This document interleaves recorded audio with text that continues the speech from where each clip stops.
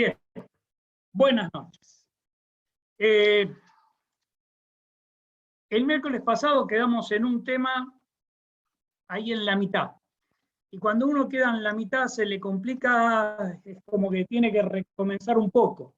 No vamos a releer todo o rever todo lo que estuvimos viendo al final del miércoles pasado, pero sí vamos a leer el pasaje y hacer algunos comentarios de enlace. ¿Sí? Primera Pedro capítulo 2, versículo 15, no amen a este mundo ni a las cosas que les ofrece. O no quieren a ustedes ser como los pecadores del mundo, ni tampoco hacer lo que ellos hacen. Seguimos, porque cuando aman al mundo no tienen el amor del Padre en ustedes, pues el mundo solo ofrece un intenso deseo por el placer físico, un deseo insaciable por todo lo que vemos y el orgullo de nuestros logros y posesiones, o los malos deseos de la naturaleza humana, el deseo de poseer lo que agrada a los ojos y el orgullo de las riquezas. Nada de esto proviene del Padre, sino que viene del mundo.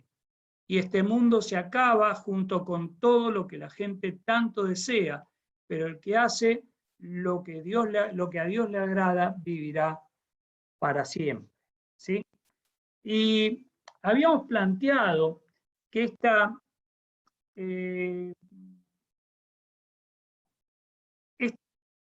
recomendación que está dando Juan no es para que nos alejemos del mundo, no es que tenemos que vivir separados en un convento o en algún lugar separados totalmente, pero hay una realidad.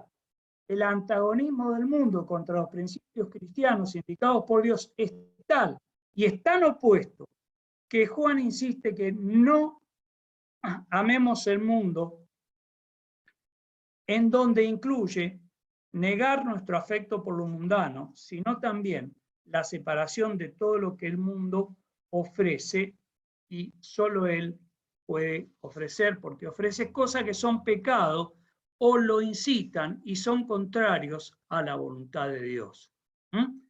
Si alguien se apega a lo mundano, ama al mundo y se enfoca en las cosas del mundo y en sus criterios, y Juan en esto es taxativo. Entonces, el amor del Padre no está en él. Es evidente que no ama realmente a Dios. ¿Sí? Y lo que es complicado de todo esto es porque el amor al mundo no solo es un asunto que sea externo, exterior a nosotros, ¿sí? Que tiene que ver con aquellos que nos relacionamos, los lugares que frecuentamos o las actividades que practicamos.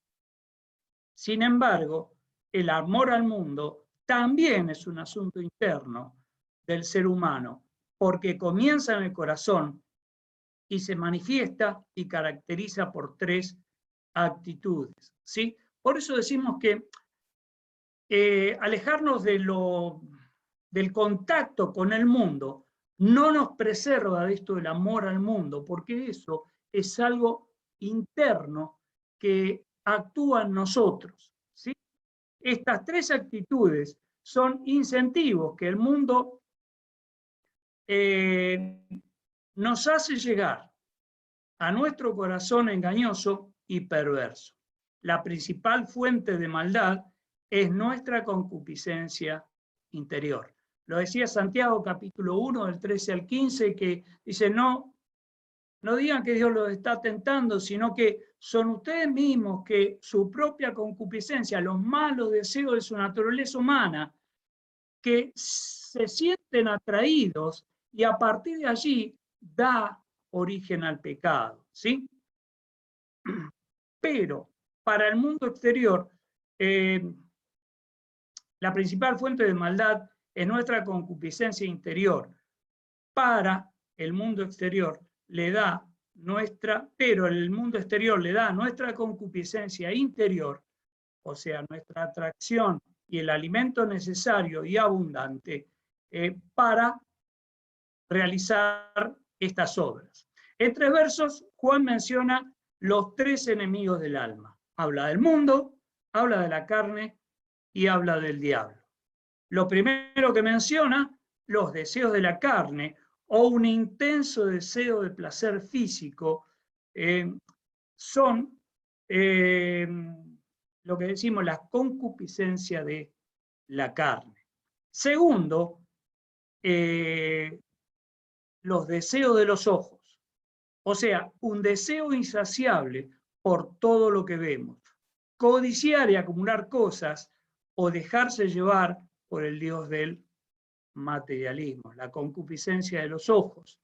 Y el tercero es la vanagloria de la vida, el orgullo desmedido de las riquezas u ostentación vanidosa de ellas, en donde la persona mundana trata de exaltarse a sí mismo y de rebajar a los demás provocando su envidia. Es estar obsesionado por obtener y mantener un elevado nivel social al que los demás y que los demás nos consideren importantes, ¿sí? La vanagloria de la vida, ¿sí? Cada vez que escuchamos esa palabra vana, ¿sí? Es algo vacío, la gloria vacía de la vida, a eso se está refiriendo, ¿sí? Las tentaciones de Satanás a Eva y también a Jesús se basaron en estas tres áreas, ¿sí? El mundo, la carne y el diablo. Todas estas cosas no provienen del Padre, sino del mundo, dice el versículo 16, la segunda parte. Todo lo que hay en el mundo fue creado por Dios. Sí, tengamos cuidado con esto. No le chequemos a Dios la maldad. ¿Sí? La maldad es fruto de la falta de amor, del amor de Dios en el mundo. Todo lo que hay en el mundo fue creado por Dios, pero el pecado distorsionó su uso y estas tres concupiscencias pecaminosas están inspiradas por el diablo y no por el Espíritu de Dios.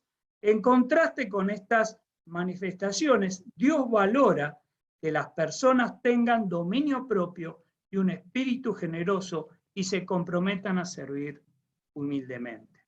En el versículo 17 menciona otro motivo para no amar las cosas que el mundo ofrece. Debemos ser conscientes que estas cosas van a terminar, van a acabar.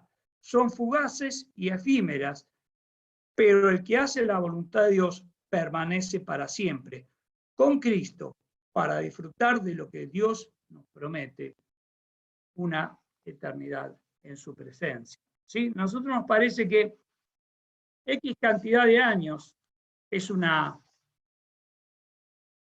dimensión de tiempo bastante prolongada. Miles, 2000, 3000 años. En realidad, comparado frente a la eternidad, no son nada. Y por eso dice, este mundo se va a acabar. Todas estas cosas se van a terminar. Pedro nos hablaba de que va a haber una nueva creación y es en esa nueva creación que vamos a estar eternamente viviendo en la presencia de Dios. Bien, vamos a comenzar la parte que nos sigue, los versículos 18 al 29. ¿Sí? Está tratando el tema de que del que profesa tener comunión con Dios. Y Juan ahora presenta una afirmación de las creencias fundamentales del cristianismo. Esto proporciona, o esta porción se puede dividir en 4 partes en donde se propone un test doctrinal. 4 partes de 3 versículos cada una. ¿Sí? La primera parte, los versículos del 18 al 20, podríamos ponerle como pregunta a este test doctrinal que nos propone Juan. ¿Cómo se puede distinguir entre los falsos profesantes y los genuinos creyentes? ¿Sí? El segundo, del 21 al 23, ¿cómo se puede distinguir entre los que dicen la verdad y los que mienten acerca de Jesucristo? El tercero, del 24 al 26, cómo se distinguen los que permanecen en la comunión de la iglesia de los que pasan o los que se retiran. Y la cuarta, ¿cuáles son los pilares que sustentan esta permanencia? Versículos 27 al 29, y habla del Espíritu Santo que nos habita enseñando la verdad. Y segundo, el Hijo de Dios, quien está unido al cristiano y nos anima a practicar el bien. Bueno, vamos a leer del 18 al 20, creo que vamos a quedarnos ahí. Perdí la hoja, acá está. Versículo 18. Queridos hijos, llegó la última hora. Ustedes han oído que el anticristo viene y ya han surgido muchos anticristos. Por eso sabemos que la última hora ha llegado. Versículo 19. Estas personas salieron de nuestras iglesias, pero en realidad nunca fueron parte de nosotros. De haber sido así, se habrían quedado con nosotros. Al irse, demostraron que no eran parte de nosotros, pero se apartaron del grupo para mostrar claramente que no todos los que se reúnen con nosotros son de los nuestros. Versículo 20. Pero ustedes no son así. Les ha dado su espíritu, Dios nos ha dado su espíritu, y todos ustedes conocen la verdad. ¿Sí? Entonces, vamos a comentar esta primera parte. Juan no se está refiriendo a los últimos tiempos ni a los últimos días. ¿Sí? Los últimos tiempos ya estaban planteados después de la venida de Cristo. ¿Sí? Los apóstoles estaban hablando que estaban viniendo los últimos tiempos, y desde ahora hasta ahora, desde aquel tiempo hasta ahora, estamos viviendo los últimos tiempos. Ahora, tampoco son los últimos días, sino que habla de la última hora, confiriéndole un carácter escatológico a la expresión, sin referirse a la inminencia de la segunda venida de Cristo. Se refiere a la última hora de los últimos días, aunque el concepto del tiempo que hace Dios no se puede medir con nuestras medidas de tiempo. ¿Sí? Salmo 94, para el Señor un día es como 1000 años y 1000 años como un día. ¿Sí? Ahora, hay un concepto que menciona y es el anticristo. ¿Sí? Está mencionado primero en minúscula y después en mayúscula. Y vamos a hablar de esto.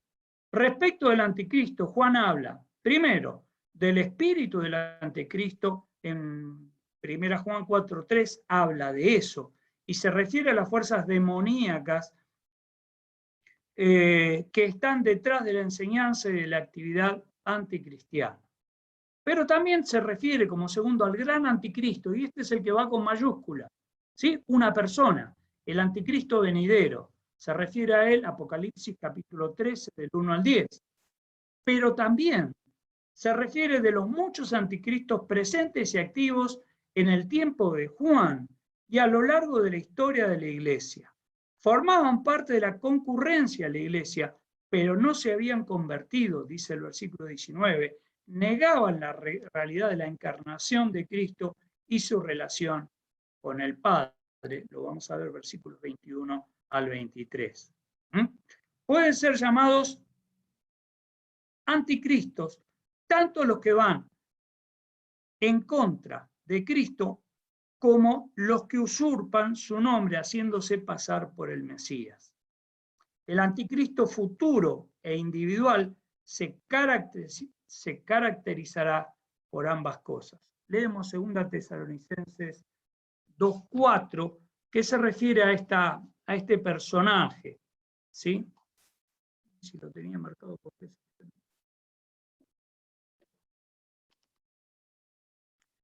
Bien. Está ahí, no la veía. 2 Tesalonicenses 2:4, 2:3. No se dejen engañar por los que dicen, pues aquel día no vendrá hasta que haya una gran rebelión contra Dios y se dé a conocer el hombre de anarquía, aquel que trae destrucción. Se exaltará a sí mismo y se opondrá a todo lo que la gente llame Dios y a cada objeto de culto, incluso se sentará en el templo de Dios y afirmará que él mismo es Dios. Es este personaje que todavía no apareció, hay un germen por allí, pero está el germen de la idea, pero el personaje del anticristo todavía no lo tenemos presente. No vemos a ninguna persona encarnando esa autoridad de ponerse en el lugar de Dios y exigir la adoración de todos. ¿Sí? Vamos a terminar acá porque si seguimos se nos vamos a ir con la obra. ¿Sí? Entonces nos acordamos. Los enemigos de los cuales nos tenemos que alejar, que no es alejarnos del mundo, sino alejarnos del concepto del mundo y lo que el mundo trae detrás de sí, lo que el mundo ofrece para que nosotros, nuestra debilidad humana, desobedezcamos los principios divinos. Y también tengamos presente que estamos viviendo esta última hora, que se caracteriza también por estos anticristos que aparecen. Dejemos al personaje anticristo de lado. Centrémonos en aquellos que pueden estar en medio nuestro. Y Juan nos enseña cómo detectarlos. Sí, eso lo vamos a ver el miércoles que viene con más tiempo. Bien, nada más, que el Señor nos bendiga. Terminamos con una oración y después saludos y fotos. Nuestro Dios, te agradecemos por tu amor, por tu bondad. Gracias, Padre Celestial, por tu palabra, y pedimos, Señor, que tu Santo Espíritu nos enseñe, Señor, nos guíe a toda verdad, que tú eres la verdad. Ayúdanos, Señor, no solamente a conocer tu verdad, sino también a ponerla por obra y poder también explicarle y alcanzar a otros con esta verdad. Señor, tú eres el único camino. Y ayúdanos, Señor, a poder también no solo disfrutarlo, sino también hacerlo evidente en nuestras vidas para que los demás también vean este testimonio y te den gracias y gloria a ti. Te agradecemos por todo, pedimos que nos guardes en el nombre del Señor Jesús. Amén.